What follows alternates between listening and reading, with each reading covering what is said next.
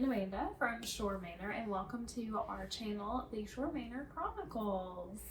So today we thought we would start off with just giving you a little background on us. It's kind of a funny story how we met and how Shore Manor has come to be.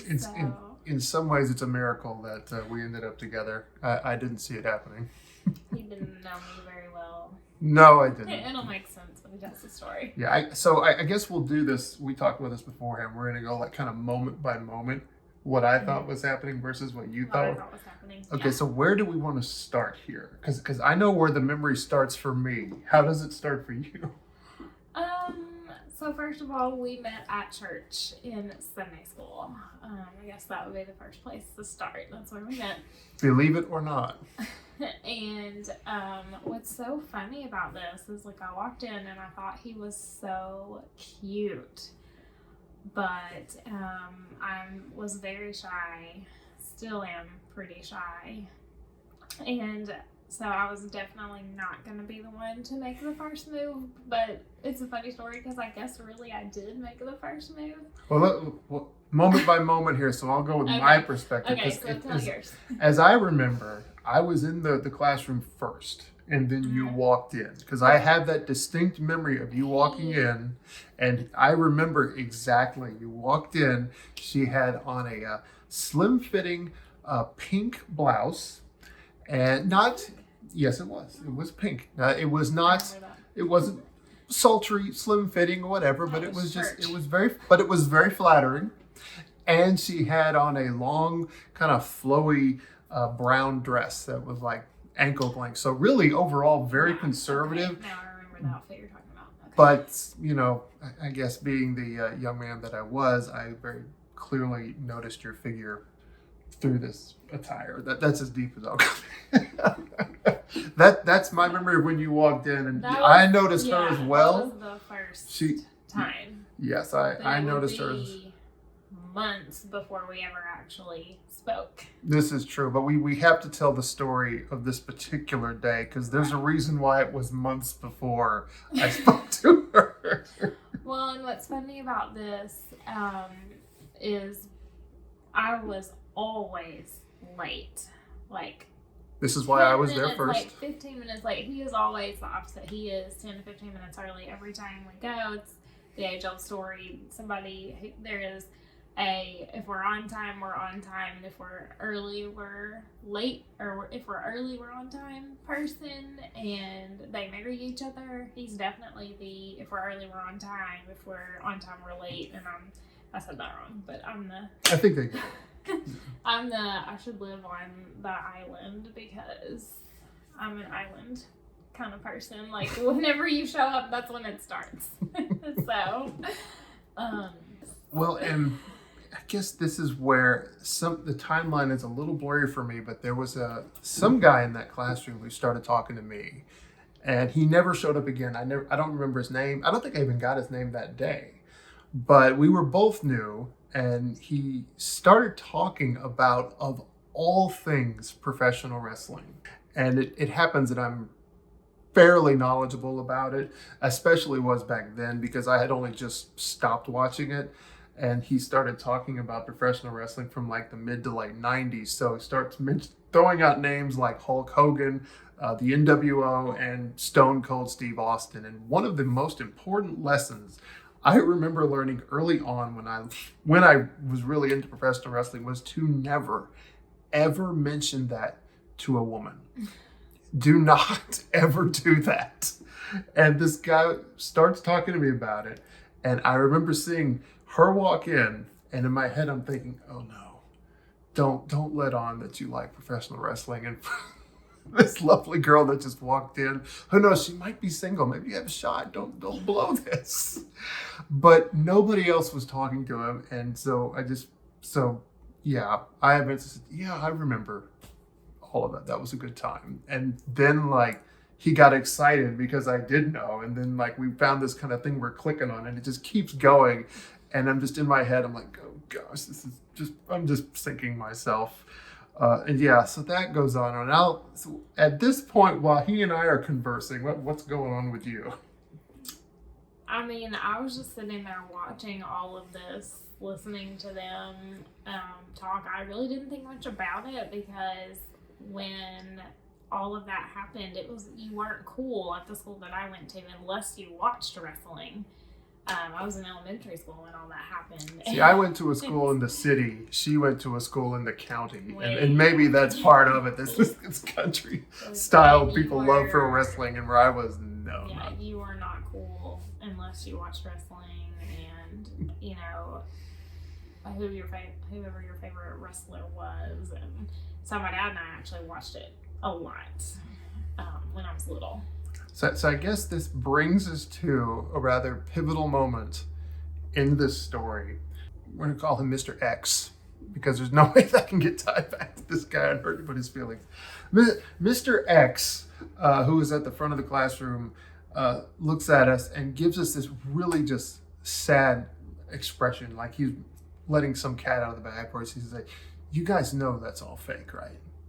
And another thing that I dealt with as a fan, the thing about, and everybody knows it now, but the thing is, people have known professional wrestling is all a show and not a legitimate sport for at least 4 decades at this point. When I was born, people were well aware of the fact that this was not a true, authentic sport. Those days were long gone. And yet I still heard it over and over, and it grated on my nerves, it irritated me. And then on top of that, I'm kind of the mindset, like what you like and let people be, let them like what they like.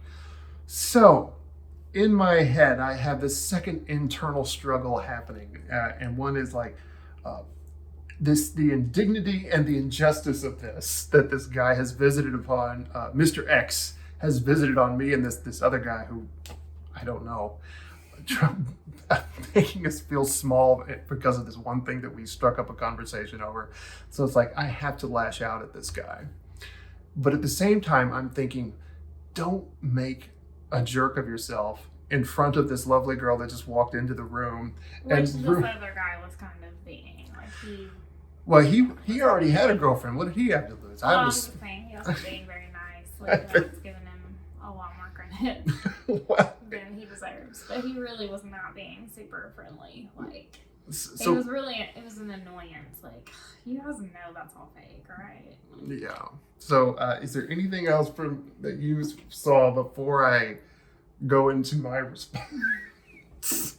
I don't think so.